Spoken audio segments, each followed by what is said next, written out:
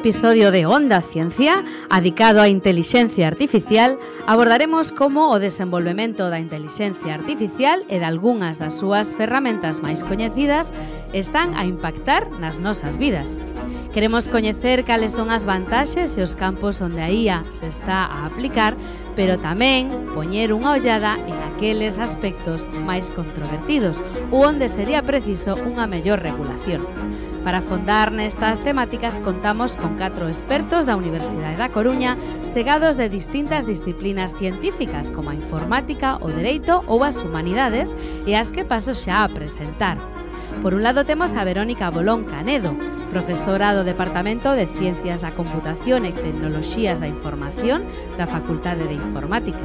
Membro do Grupo de Investigación Lidia, a súa investigación céntrase nos métodos de Machine Learning dentro do campo da IA, como tamén aplicacións a temas médicos e a problemáticas ambientais. Verónica, benvida a este programa.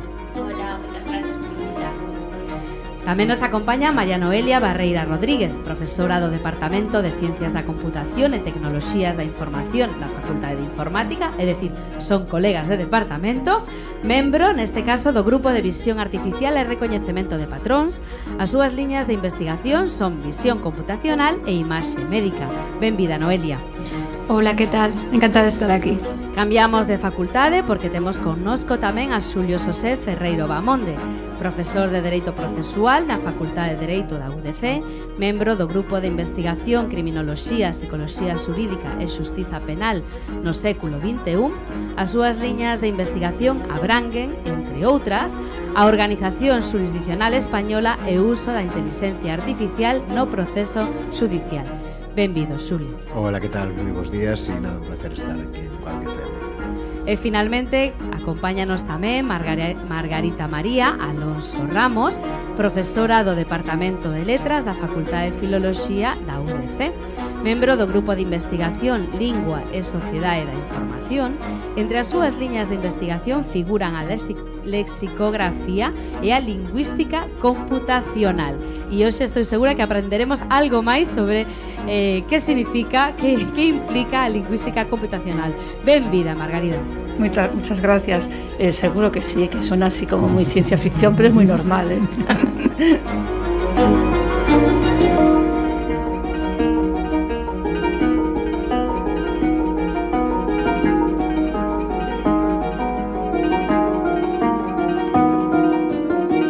Pois a UDC, a Universidade da Coruña, ten gañado un prestixio importante nos últimos anos no eido da intelixencia artificial. Son moitos os investigadores e investigadoras que están a traballar nesta área e incluso existe un grado de intelixencia artificial na Facultade de Informática. Por que é tan prometedora esta área de traballo? Que tipo de formación se imparte na UDC neste eido, Verónica? Bueno, é moi importante porque, como sabemos, no futuro as tecnoloxías da información, a informática e últimamente a inteligencia artificial pois vai ter un impacto significativo nos traballos do futuro e tamén porque estamos utilizando constantemente, non? Incluso cando non nos damos conta, isto vai ir seguramente a máis, non? Entón é moi importante formar a profesionais específicos neste campo. Na Facultade de Informática xa levamos moitos anos formando a graduados en Enxeñería Informática, pero desde o curso que acaba de rematar temos un grado en Intelixencia Artificial, un mestrado en Intelixencia Artificial, xa vai acabar agora a primeira promoción do grado en Ciencia e Enxeñería de Datos, que tamén está bastante relacionado, e despois tamén temos xa desde fai tempo certos mestrados que tamén son transversais á Intelixencia Artificial, como mestrado en Bioinformática, en Visión por Computador, en Computacións de Altas Prestacións, etc., en todo ese ecosistema.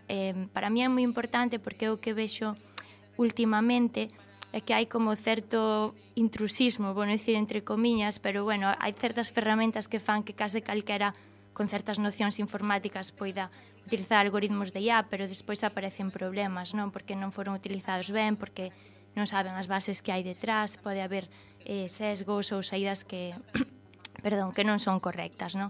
Entón é moi importante formar ben os profesionais do futuro e, bueno, na UDC pois temos un amplio catálogo formativo. E non só na Facultade de Informática, sino que tamén na Facultade de Dereito hai un máster de Dereito Digital e Intelixencia Artificial. Sí, efectivamente, ¿no? Levamos 3 edicións xa, este ano pues, se abriu a matrícula para a cuarta e a verdad que con bastante éxito, non? Creo que tamén é unha formación onde pues, seguramente no grao, non? Os xuristas pois non acaban de ver, non? Todo o que ten que ver coas novas tecnoloxías e o seu impacto no ámbito xurídico, pero bueno, intentamos paliar isto, a pesar de que no grao cada vez se van introducindo máis estes contidos, pois con este mestrado, non? Donde efectivamente dende protección de datos ata smart contracts, ata as aplicacións en xustiza, non? E xustiza, bueno, aí creo que en prácticamente todos os ámbitos, non? Dos xurídicos, pois as tecnoloxías digitais e desde logo a inteligencia artificial están impactando, están creando efectivamente desafíos regulatorios e, por tanto, é importante que os profesionais tamén saiban manexarse nese ámbito. E seguramente haxa algún ointe que non saiba exactamente que é a inteligencia artificial. Como profesoras na materia, como a definiríades en palabras sinxelas, Noelia? Pois, a inteligencia artificial ven sendo un conxunto de algoritmos, de métodos que serían capaces de dar unha resposta ante unhas entradas igual que daría unha persoa humana. Eso sería unha definición así bastante superficial e xenérica de que é a inteligencia artificial. E cales son os ámbitos nos que se está a aplicar a inteligencia artificial? En que campos está sendo máis útil esta tecnoloxía? Estás a aplicar en todos os ámbitos. Parece que é algo recente porque se está xeneralizando os últimos anos, porque vivimos nunha serie de revolucións tecnolóxicas e aparecen cada certos anos pois algo novo que parece que aparece naquela época e xa que solo é aí, pero eso, a inteligencia artificial vese utilizando, ou o termo inteligencia artificial vese utilizando desde o 1950 aproximadamente. Prácticamente todos na nosa vida diaria utilizamos inteligencia artificial. Hai cousas, por exemplo, que nos coches, por exemplo, que calquera coche que te poidas comprar hoxe en día, pois ten para detectar pois cambios de carril, para detectar sinais de tráfico, todo eso é inteligencia artificial. As aplicacións que temos nos móviles, moitas usan inteligencia artificial, aínda que, bueno, claro, hoxe o máis famoso pois é o que nos aparece nos medios e o que está ao alcance de toda a población, que se pode registrar e pode acceder a eso, pero vense utilizando pois en calquera ámbito que requiera pois procesar datos e elaborar unha resposta en función desos datos. Por exemplo, no eido da medicina, non? Sí, a ver, a inteligencia artificial ten moito potencial para a medicina porque hai un montón de datos dos que queremos extraer información. Despois unha particularidade que pasa moito nese ámbito é que a veces hai desacordo entre expertos, non? O sea, digamos, as persoas pode que non sexamos obxectivas, entón a inteligencia artificial pode axudar a selo, tamén pode ser como un primeiro paso, o sea, eu non digo que vai a sustituir os médicos, non creo que vai a pasar e non quero que isto pase, pero si pode ser unha ferramenta moi importante de un primeiro cribado, non? A IA pode analizar miles de imaxes en nada de tempo, non? Eso a un médico humano levalle moitísimo máis, non? Entón, bueno, é que en medicina ten moitísimas aplicacións para eso, detección de enfermidades, análise de radiografías, que sei, todo o que te poidas imaginar onde haxa moitos datos. Sí, sobre todo cando hai que facer un análise moi exhaustiva e que para eso pois precisaríamos ao mellor miles de persoas, ¿no? Adicadas a analizar eses datos e que sin embargo pois a través destos algoritmos informáticos, é dicir, sempre hai unha persoa detrás que o vai a programar, que isto non é a ciencia ficción, nin estamos construindo Robocops, que molaría, ¿no? De a facultade de informática, pero non é esa aplicación nin é ese tipo de investigación que se está a desenvolver agora mismo, non é algo moitísimo máis práctico. Noelia, ti tamén traballas no eido da inteligencia artificial, pero dende outra perspectiva. Fálanos un pouco cal é o teu expertise. Sí, nosotros no meu grupo de investigación traballamos con imaxes, tratamos de extraer información a partir das imaxes. Noutros ámbitos que se utiliza a inteligencia artificial, pois trabállase pois desde a linguaxe, desde analizar textos, noutros pois elabóranse, por exemplo, en bolsa ou en outras en outros tipos de ámbitos traballan con datos numéricos. Nosotros o que tratamos é extraer información das imaxes, que se pode ver nunha imaxe, que relacións hai entre as imaxes e todo eso. Tamén no eido da xustiza penal a inteligencia artificial está tendo unha grande utilidade. Para que o empregades exactamente, Xulio? Bueno, na justicia penal, na justicia civil, en todo, casi, non? No mundo do dereito, a verdade é que para o traballo xurídico, por exemplo, si se está tendo moitísimas aplicacións e cada día máis. É dicir, en China, por exemplo, hai tribunais de inteligencia artificial. É dicir, hai inteligencias artificiais que resolven os pleitos de, bueno, pues de escasa complexidade, digamos. En Buenos Aires, a Fiscalía utiliza IA para xenerar case 80% dos escritos que presentan nos tribunais, non? Hai máquinas de inteligencia artificial que fan de mediadores ou de mediadoras, neste caso, non? É dicir, que intentan propoñer ás partes solucións. Hai máquinas de inteligencia artificial para a xestión documental e, pois, cando tes millóns de documentos, pois ver cales son aqueles que van a servir para presentar proba. E no ámbito da investigación penal tamén, non? Dende a psicología de testimonio, por exemplo, pois máquinas que te poden dar cale a veracidade dunha declaración dunha persoa, se está mentindo, se non, unha especie de polígrafos avanzados, non? Ou, por exemplo, o recoñecemento facial, que seguramente sexa unha das máis utilizadas nestes momentos e seguramente as máis famosas e tamén das que máis implicacións teñen, non? Temas de dereitos fundamentais de privacidade, dereito á propia imaxe, dereito á personalidade. Co cal, bueno, estos son algúns exemplos, hai centos, non? Recoñecemento de matrículas, bueno, mil cousas que, bueno, de feito, hai procesos que están totalmente automatizados, non? Desde que o radar detecta a velocidade a que vas, emite a resolución e a envía directamente ao correo electrónico do conductor ou conductora que só ten que pagar a multa, non? Dicir, pero non interviu ningunha persoa nese proceso, solo non, repito, a usuaria cando vai a pagar a multa, non? Que aí sí que debería intervir a persoa, non che quitan o diñeiro do banco directamente. Guau, a verdade é que tanta automatización é inquietante, non? Porque tamén supoño que isto haberá unha marxe de erro. Non digamos, o sea, non quero decir que os humanos non teñan erros, capacidade de erro, pero tamén as máquinas teñen algunha capacidade de erro, non? Non considerades que tanta automatización pode ser algo perigoso? Sí, bueno, sempre hai calquera algoritmo non é fiable ao 100%. Non hai ningún sistema que funcione ao 100% ben. Incluso, por exemplo, o famoso chat GPT moitas veces ten erros. Se unha persoa con coñecementos lle pregunta algo, pode sair algún tipo de información errónea. Entonces non se pode fiar. Despois tamén o perigo que tería, moitas veces podese plantexar dilemas éticos a hora de utilizar a inteligencia artificial ou aplicala directamente. O caso, penso, máis sinxelo para ver esos dilemas éticos que se poden producir, por exemplo, nos casos da condución autónoma. Se nosotros deixamos que un algoritmo, que un sistema controle o noso coche, que pasa en algunhas situacións que se poden producir, que poden ser moi raras, pero se poden chegar a producir. Por exemplo, imagina que vas por unha estrada a 80 km por hora e de repente saen 3 nenos correndo e non dá tempo a frenar. Que é o que fai esa inteligencia artificial? Frenar non lle vai dar tempo, sabe que non lle vai dar tempo. Atropela, estrellase contra un muro e pode causarlle danos aos ocupantes do coche. E que implicacións ten eso? Normalmente somos os humanos os que decidimos como tería que comportarse. Normalmente lle asignamos un coste a cada unha das accións que van a facer. É máis ou menos como funcionan, como aprenden esos algoritmos. Que ten máis coste? Matar 3 nenos ou matar a persoa que vai dentro do coche. Quen compraría, por o mellor ten menos coste matar a persona que vai dentro do coche, pero entonces quen compraría un coche que o pode matar a él? O sea, é bastante complicado deixar a última decisión a un algoritmo que está programado de unha forma para dar a mesma resposta ou dar unha resposta basada nunha serie de restriccións.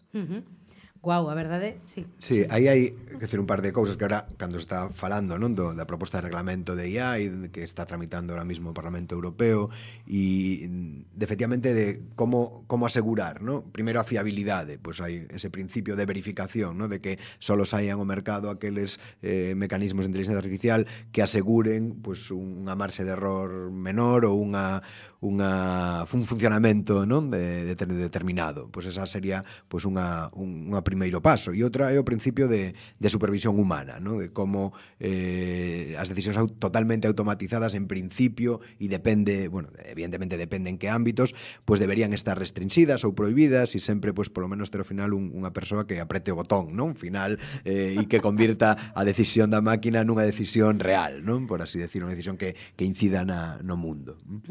Bueno, falando no eido xurídico, o mellor sería máis práctico que se aplicase a inteligencia artificial, non sei, no Tribunal Supremo, no Tribunal Constitucional.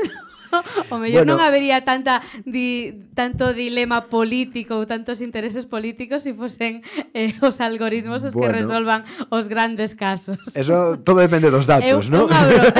Claro, todo depende dos datos cos que se alimente a máquina.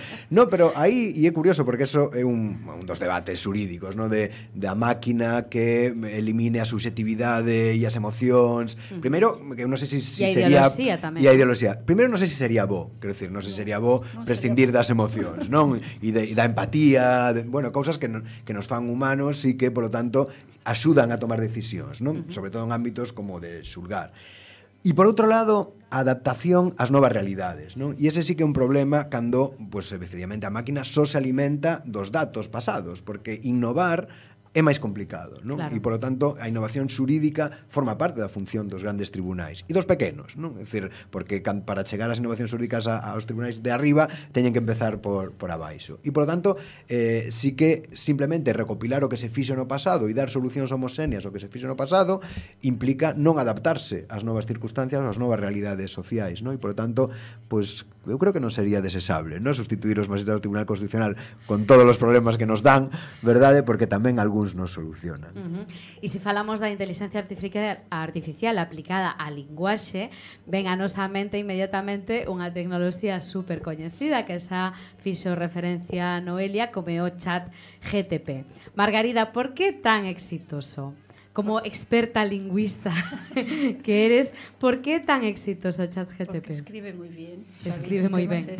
Lo que comentamos es que la mayoría de la gente escribe mal, y no hablo de escribir mal de falta de ortografía, es que no saben construir frases bien gramaticales y que se entiendan. Y entonces un poco lo que ha llamado muchísimo la atención es eso, que tiene un dominio de la sintaxis, del estilo e incluso del humor, que eso también es algo que llama mucho la atención. Hace chistes incluso lingüísticos. Le puedes decir que hazme una definición graciosa de micrófono, y entonces a lo mejor hace la rima. Ahora yo no tengo la capacidad del ChatGPT, pero en serio, o sea, que escribe muy bien. Pero independientemente del ChatGPT, todo lo que estábamos hablando antes, cada vez que habláis de informes, sea jurídicos o sea médicos, con texto o con voz, ahí ya hay trabajo en procesamiento de lengua natural, que es un componente de la inteligencia artificial. O sea, todo lo que es texto y sacar datos que viene codificados de alguna manera desde una lengua, ya hay mucho trabajo de inteligencia artificial y de procesamiento automático de lengua natural, como ya decías, Noelia, desde los 50, y los primeros sistemas de traducción automática son de la época de la Guerra Fría, de las películas de los americanos. Estamos en lo mismo, los americanos y los rusos, pues seguimos igual.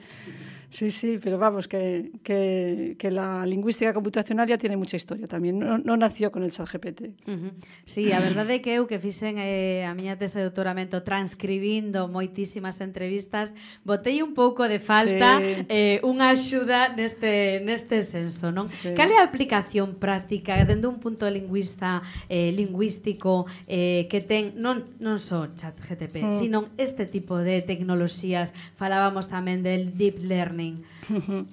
El deep learning es más cosa de los computación puro y duro, pero bueno, todos estos sistemas es eso, funcionan con modelos de lenguaje. Y modelos de lenguaje se les llama así, pero en el fondo es puro texto y pura estadística. Pero gracias a todas esas estrategias que se han desarrollado muchísimo con el deep learning, se han desarrollado mucho tecnologías lingüísticas de uso de todos los días. Y entonces, sistemas de traducción automática, el DeepL, que es un sistema que funciona gratis y lo llevan los alemanes, y con inglés, no con todas las lenguas. Si le pones a lo mejor traducción francés, español, francés, portugués, francés, gallego, de hecho no lo tiene, pero bueno, en inglés y otras lenguas funciona muy bien.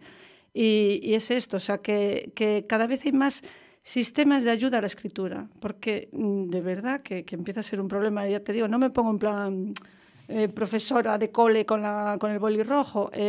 Casi, o sea, la gente estudiada, documentada y todo, no sabe escribir. O sea, yo lo veo cuando vas a hacer un trato de cualquier tipo con cualquier comercial y que no es así, o sea, que está estudiado, como se dice, está estudiado, pero no sabe escribir, no se entiende. Entonces, yo por eso digo que ahora desde el mundo académico hay así cierto miedo. Es que ahora los niños, los alumnos, todos van a sacarlo todo por el ChatGPT. Digo, bueno, el ChatGPT, lo que decías antes, Noelia, yo creo que dice tonterías muchísimas veces. O sea, de contenido hay muchísimo que verificar. Pero lo que es las estructuras, escribe bien. Entonces, bueno, si eso sirve un poco a modo de plantillas, porque no todos tenemos que ser artistas escribiendo, tenemos que saber comunicar, ¿no? Entonces, por eso, o sea, todo lo que sea tecnologías lingüísticas que sirvan a comunicar mejor, bienvenidas sean. Sí, que, de todos modos, sí que hai voces moi críticas con isto, non? Por exemplo, Noam Chomsky, que é un dos lingüistas máis recoñecidos e reputados, ten moitas manifestacións recentes, a pesar de súa idade, en contra, non? Por lo menos criticando a o excesivo emprego destas tecnoloxías, non? Más que o excesivo, yo creo que esto es así también cuestión muy de lingüística teórica, ¿no? Entonces, la corriente más generativista, que son los más chomskianos, pues creen que la gramática universal es algo que venimos con la capacidad innata del lenguaje, y lo digo con tono irónico, pero tampoco lo discuto, o sea, que no está muy claro. O sea, hay muchos lingüistas que somos más agnósticos, no sé, esto tampoco está muy claro. Y entonces, ahora, desde el punto de vista sobre todo son más psicólogos cognitivos que dicen que al fin y al cabo los humanos también aprendemos con datos, igual que aprende el ChatGPT. Pero entonces los lingüistas que creen que no sale lengua innata desde el cerebro, pues les parece que no. Y a ver, lo digo un poco irónica, pero es cierto, o sea que no podemos decir que aunque sea un modelo de lenguaje, unos modelos de lenguaje, como ya saben bien, no aprendemos igual, ¿no? O sea que es cierto que la capacidad de generalizar y de nosotros no aprendemos una lengua repitiendo y repitiendo y repitiendo, o sea que no, que de repente, o sea, el cerebro de alguna manera, eso ya es lo que digo, el tema más de psicología cognitiva, tiene que generalizar y sacar analogías y tal. Pero yo cada vez que pruebo, yo me divierto mucho con el ChatGPT y le hago así test y a veces que dices, pero que me engaña, me engaña. O sea, como que lo hace bien, a veces le pones trampas y algunas caen en la trampa y otras no. Las típicas de profesor de Derecho Romano, por ejemplo, que puede ser Derecho Romano, profesor romano, pues bueno, la suele pillar bien. ¿Quién es romano, el derecho o el profesor? Muchas gracias por su pregunta. Es súper educado. A mí se me carga un poco el ChatGPT. Existe unha certa preocupación sobre a inteligencia artificial, tal vez pola imaxe transmitida polo cinema, ¿no? De ciencia ficción, ou por esa capacidade que ten de aprendizaxe asombrosa, ¿no? Mais os perigros están máis relacionados coa vulnerabilidade da cidadanía frente a fenómenos como a desinformación ou o uso que se pode facer de datos que recopilan sobre nós pois as grandes empresas de internet. Non é así, Verónica? Sí, de feito, bueno, en prensa vese moito que se vai haber unha superinteligencia artificial, que se a inteligencia artificial é consciente ou non é, que se vai acabar ca humanidade, non está aí como o foco sensacionalista. Eu penso, a ver, non sei se eso vai pasar, pero deberíamos empezar a preocuparnos do que está pasando ahora, non? Que estamos usando sistemas de inteligencia artificial que teñen cousas moi boas, por suposto, eu defendo o uso, pero tamén é certo que a regulación aínda non chegou, non? Está aí a ver se se aproba a lei e tal. Entón, pois hai sistemas que estamos utilizando que non pasaron ningún tipo de control.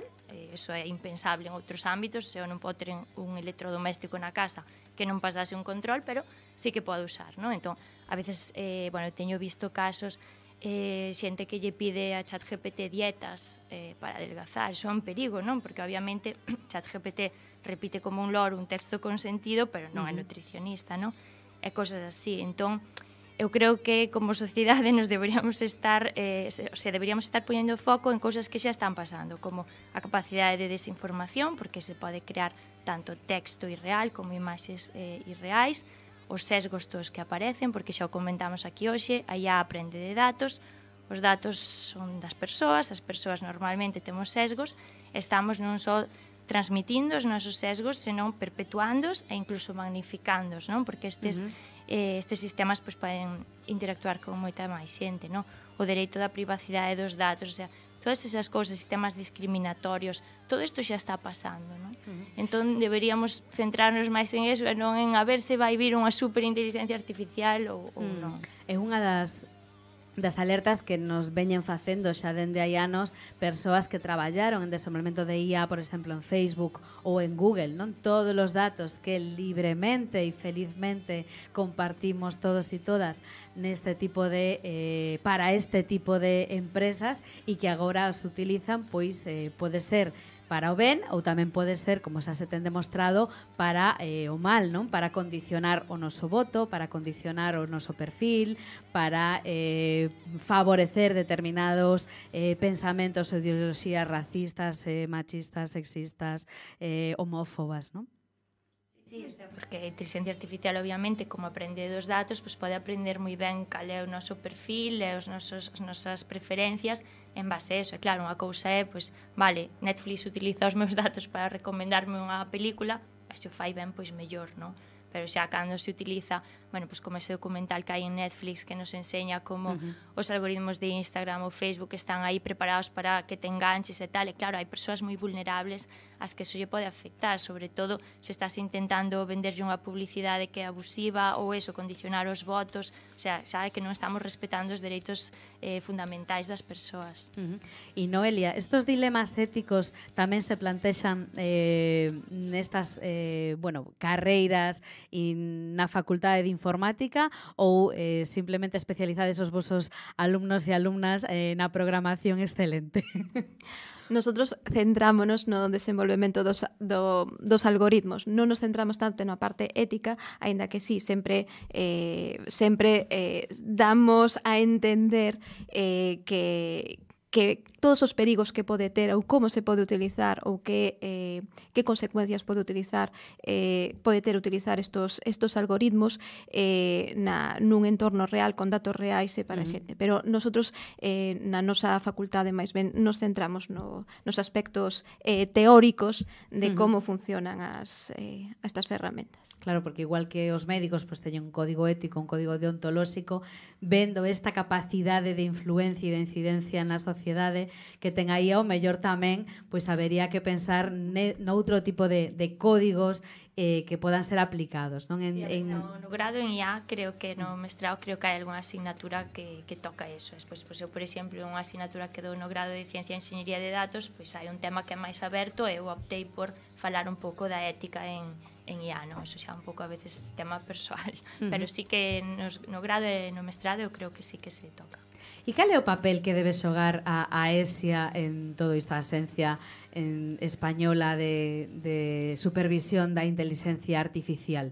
Sí, pues a ese é un regulador, ¿no? E como tal debería funcionar. O que pasa que aínda non está moi claro o seu papel, porque a Axencia está creada, a sede está, digamos, disposta aquí na Coruña, pero as competencias, non? Dicir, co cal, aínda non sabemos moi ben que vai facer. Claro, o regulamento da Unión Europea de Inteligencia Artificial, que efectivamente se ten que encargar de resolver moitas das cousas, prevé, non, a asistencia tanto dun regulador europeo como de reguladores nacionais, de reguladores dos Estados membros. Pero tamén é certo que, tal como está a proposta, ou polo menos a proposta da Comisión, veremos o que se acaba aprobando, o peso maior da regulación cae nos propios desarrolladores. O cal é bastante complicado. Na autorregulación. Na autorregulación, efectivamente. Bueno, en medios de comunicación, a autorregulación está demostrado que non funciona. No, tamén funcionou moi ben na crise, no? Cando as axencias, no, de calificación da débeda, por exemplo, aí tamén funcionou ben.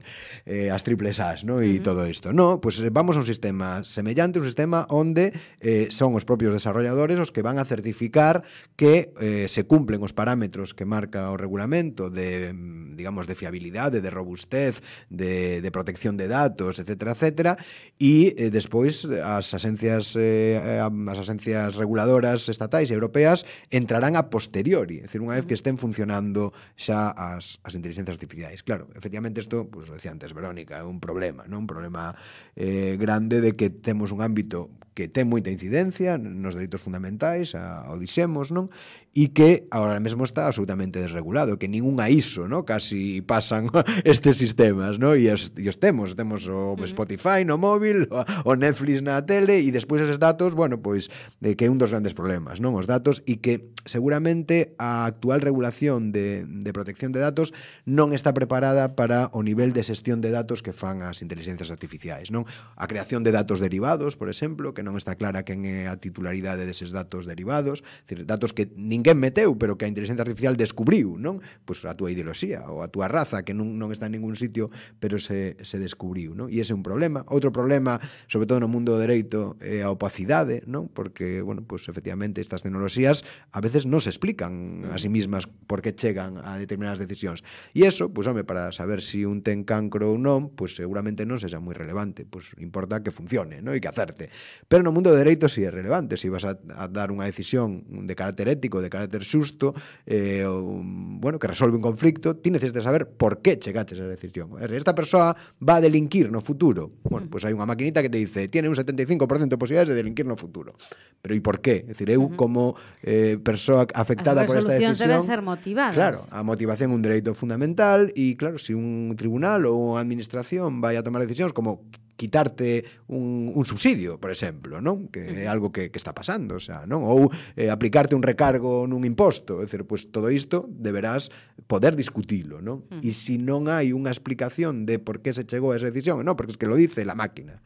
Bueno, pois claro, esa é unha decisión difícil de contrarrestar, non? Claro. Tamén a inteligencia artificial ten un impacto ambiental, ten un coste ambiental considerable e moitas veces do que non somos conscientes. Se falamos, por exemplo, de consumo enerxético. Cales son os retos neste senso? Hai marxe para facer unha inteligencia artificial máis sostible, Verónica? Sí, a ver, este tema é algo que normalmente, o sea, que non éramos conscientes, nin siquiera as propias persoas que traballamos en IA, non? Vemos sempre aí como algo etéreo, a nube, algo etéreo tamén, non? Pero non, isto non é etéreo, e de feito, os algoritmos de IA teñen esa parte na que están aprendendo, que se chama fase de adestramento, que é unha fase moi longa, pois horas como mínimo, días, meses incluso, non? Con unha potencia computacional moi grande, o sea, en centros de datos ou con supercomputadores, e aí hai un consumo moi grande que non se ve, porque nin sequera é o propio consumo de uso, non? E, por exemplo, non se sabe exactamente o consumo de ChatGPT porque non revelan os datos, pero había un estudio da Universidade de Copenhague que decía que o primeiro modelo de linguaxe que se utilizou, bueno, no ChatGPT que coñecemos, o GPT-3, estimaban que unha única sesión de adestramento consumía enerxía equivalente a 126 casas danesas en un ano. Wow. Claro, o sea, eso é moito, non?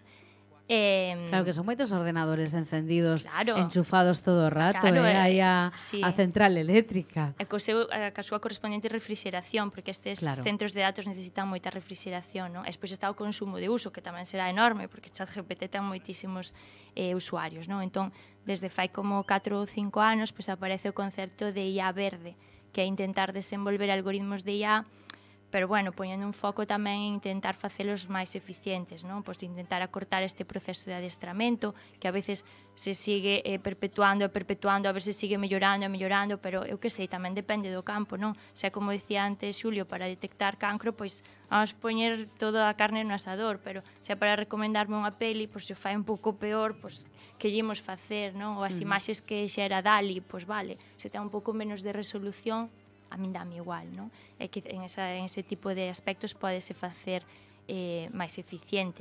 Que pasa? Que por ahora as grandes empresas non lles interesa moito.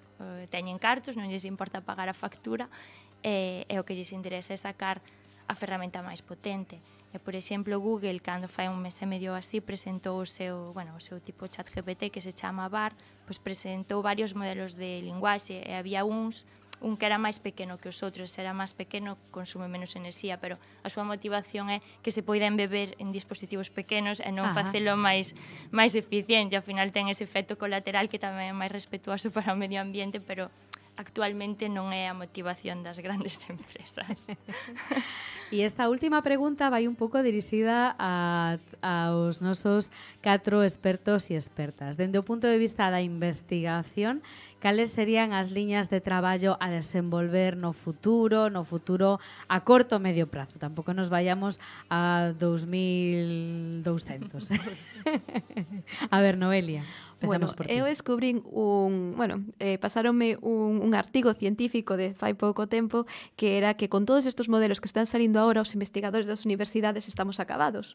Porque as grandes empresas están investindo tantos cartos, teñen tantos datos que son capaces casi de resolver calquera problema. Entonces, a donde vamos nosotros? Pero bueno, no artigo había sitio a esperanza. Hai moitos problemas que son máis de nicho, son máis pequenos, son máis específicos, que esos modelos tan xenéricos non son axeitados. Por exemplo, en medicina temos moitos campos, tanto con datos clínicos como con imaxes. Un modelo xenérico pode dar algún resultado que pode ter unha porcentaxe de acerto bastante alta, pero non pode ser nunca como algo que esté expresamente adestrado, desenvolvido para eso. Entonces, a que se pode dedicar a investigación? Donde hai esperanza? Pois a pequenos problemas que non teñen cabida dentro dese marco tan xenérico que abarcan estas grandes empresas. Un pouco relacionado co que di eso, o sea, as universidades normales non podemos competir agora con este boom das grandes empresas, pero se encontras un nicho que non lles interesa, como é a IA sostible, pois aínda hai esperanza. Ademais que pois traballar en IA sostible tamén unha IA máis inclusiva, non necesitar eses supercomputadores, eses grandes centros de datos aos que nós non temos acceso, e sin embargo poder desenvolver algoritmos que funcionen ben en calquera ordenador, o sea, unha IA máis inclusiva, pois é un nicho que por ahora non lles interesa. E, bueno, tamén traballar nunha IA máis responsable, máis ética, máis robusta. E dentro do punto de vista das humanidades e das ciencias sociais, Margarida? Yo creo que todavía, hombre, ¿qué es eso? Que es un poco triste decir que los profesores sobramos, pero es cierto que los alumnos, y eso creo que también fue un poco efecto de pandemia, que piensan que ya todo está en Internet y que entonces no hace falta. Entonces, realmente, un poco vinculándolo con lo de las emociones, es cierto, o sea, que hay que hablar con la gente y hay que verse las caras y hay que tal. Entonces, que bueno, que yo soy súper pro inteligencia artificial, pro tecnologías, pero que sigamos viéndonos y hablando y así. Y en el mundo de lingüística es que queda tantísimo por estudiar, o sea, que desde lo que decía antes de los años 50, que empezó la traducción automática, ha evolucionado muchísimo todo el tema de algoritmos, pero el tema de lingüística no. Entonces, o sea, como que hay que... las humanidades tenemos que mancharnos más las manos también y ser más interdisciplinares, ¿no? O sea, que quitar ese miedo a... Es que yo soy de letras, entonces yo tal, ¿no? Sí, tamén é certo que é posible que moita da información que exista no mundo estea disponible en internet e non teñamos que ir a Larús, afortunadamente, pero non así está innata a competencia mediadora, a competencia de reflexión e capacidade de análise de toda esa información, non? É dicir, toda e os que temos nenos pequenos temos moi presente isto, non? O acceso absoluto e directo sen filtros a calquera cousa que aconteza en internet tamén pode ser un perigo, non? E hai que antepoñer ferramentas educativas para axudar a xente a discernir pois aquelo que é certo daquelo que non é certo, aquelo que é perigoso do que non é, ou incluso protexer a nosa propia imaxe, non? E coidarnos do que nos pode chegar, non? E iso tamén é responsabilidade pois dos educadores, das humanidades, das ciencias sociais e da parte ética da informática. De toda la sociedad, en el fondo. O sea, que es verdad que yo cada vez creo menos en los compartimentos de tecnología y humanidades. De hecho, nos hemos sentado así, pero cada vez creo menos en eso. O sea, que es verdad. Y es que además yo creo que es eso, que tenemos que ser más interdisciplinares todos y todo el mundo entender un poco en la vista del otro. Y en la propia universidad tenemos que promoverlo. A mí me cuesta. Mi grupo es interdisciplinar y para mucha gente todavía es como algo raro. Ah, pero tú eres de filología. Ah, pero trabajas con informática. Ah, qué raro. O sea, en el mundo de hoy, o sea, debería ser algo mucho más normal. Sí, por eso. Sí, no ámbito do dereito, eu creo que hai do que estivemos falando aquí, ¿no? Primeiro a regulación, é dicir, establecer límites, como calquera outra actividade humana, ¿no? É dicir, estes días pues, compara moito co coa enerxía atómica, ¿no? Decir, por a enerxía atómica pues hubo que regulala, ¿no? Decir, isto se pode facer, isto non, isto é perigoso, isto non, isto é útil. Creo que aquí tamén a cuestión de establecer límites, requisitos, e de decir, aquí se pode usar, aquí non, ou se pode usar en estas condicións ou en estas non. Ese creo que é un campo no que, bueno, se está traballando. Igual lanzar unha bomba atómica así encima de Hiroshima non é tan guai, non? Igual non é boa idea, non? Efectivamente non foi boa idea, pero bueno, ahora temos isto máis ou menos regulado, non? Por outro lado, a responsabilidade, é dicir, quen responde ante as decisións automatizadas? Cando ti asinas un contrato cunha máquina, quen está do outro lado, quen responde? Pois cando a decisión que toma a máquina causa danos, é dicir, ese coche autónomo que decide atropellar aos peóns que están no paso de cebra en lugar de sacrificar ao conductor, quen responde? Que decir, quen é responsable? Civil, penal, que patrimonio, ¿no? Porque claro, a máquina non ten patrimonio en principio, hai que está falando, xa de darlle personalidades jurídicas a inteligencias artificiais e de que podan ter patrimonios propios, non? Que non, a ver, como as persoas xurídicas, que decir, a persona xurídica tamén é unha ficción, non? Sí. Unha empresa non é nada, é dicir, unha empresa é algo porque hai unha lei que di que eso ten un patrimonio e que ten unha empresa e ten unha vontade, non? Bueno, pues isto é necesario trasladarlo ás inteligencias artificiais ou non? Eu creo que non. Pero detrás das empresas sempre hai persoas, hai propietarios, hai accionistas, pero non, a responsabilidade non é a mesma. No civil, por exemplo, se eu son o propietario, non sei, de Renault, é dicir, eu non respondo dos accidentes de Renault. Pode responder Renault, pero eu non, é dicir, porque Renault ten o seu patrimonio separado, etcétera, non? En responsabilidade penal, evidentemente, as cousas son diferentes, pero tamén hai unha responsabilidade penal das persoas xurídicas. O sea, que, quero dicir que as ficcións xurídicas poden con todo, non? A cuestión é si que é o útil, ¿no? E que é o que nos va a solucionar máis problemas, si levantar o velo e dicir quen está detrás da IA ou si darlle esa responsabilidade. Home, eu creo que a IA lle dá igual ir ao cárcere ou non, é dicir, no, te desenchufamos, non? É dicir, esta cosa tamén un pouco de ciencia ficción, ¿no? Si el robot se porta mal, lo desenchufamos. Bueno, pues non sei si chegaremos aí, como si chegaremos a que efectivamente Terminator veña a buscar a Sarah Connor para matala, non? En nome das inteligencias artificiais. Creo que estamos moi longe disso, pero temos problemas de ose. Os coches autónomos están circulando e hai problemas sen resolver, non? Estamos moi longe disso, pero estamos moi preto do Gran Hermano, por exemplo, non? Tamén. Hai máis, bueno, pois rematamos aquí este quinto episodio de Onda Ciencia, agradecendo aos nosos convidados e convidadas a súa participación, Verónica Bolón Canedo, Noelia Barreira Rodríguez, Xulio Ferreiro Bamonde e Margarida Alonso Ramos.